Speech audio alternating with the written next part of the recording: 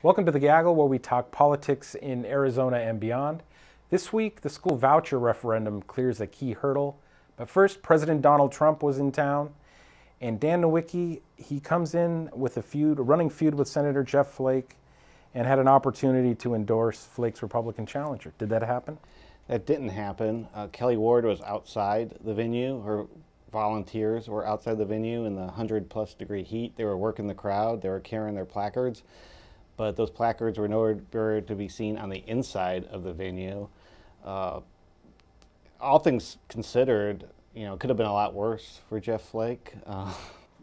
Didn't even mention him by name. Right, Trump certainly took a swipe at him, didn't mention him by name, didn't spend a lot of time on Flake. I know that people in Flake world were kind of bracing for all-out assault. That was what some of the indicators were. But he mocked him as nobody knows who he is, didn't mention his name, and came back on Wednesday morning with another tweet against Flake. Maybe Trump even realized he was a little easy on Flake, hit him again, but basically just said he's no fan of Flake, but had to be kind of disappointing for Kelly Ward's campaign that she didn't get a shout out from the stage or an opportunity to speak. Maybe he'll refer to him as low name recognition Flake. Ron, so another kind of mystery with this visit was whether Trump was going to pardon Sheriff Joe Arpaio, former Sheriff Joe Arpaio. That also didn't happen. What do we know about that? We're close. The president stopped short, but certainly telegraphed for everyone who was listening that the former sheriff can expect to be, staying out of jail. He's got the get out of jail free card coming to him.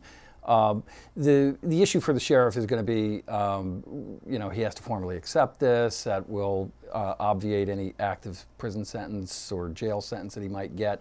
It's a nice thing to sort of make his legal issues go away before he has to take it up on appeal and be dragged through that any further. He did not get to go on stage and have it formally declared. There was no signing and such that could have made it even more splashy, but I think the sheriff is content with what he got. So Yvonne, we've been reporting on this school voucher referendum. This is the expansion of the Empowerment Scholarship Account program, and they cleared a key hurdle to try to get that on the ballot. Where is it now? The Secretary of State's office has concluded that the group has well over the required signature count needed to move forward. They said late one night, recently, I can't keep my days straight, but that they had 108,000 plus signatures. They needed 75,000 plus. They sent a sample of those signatures to 14 counties, 14 of the 15 counties, and those counties are busy looking through the signatures to compare them with voter registration rules to make sure that they're legit. They will report back to the Secretary of State's office, and at that point, barring something extraordinary from happening, I think they will certify this or say that they indeed can make the ballot, and then we fight in court. The day of the week was Friday.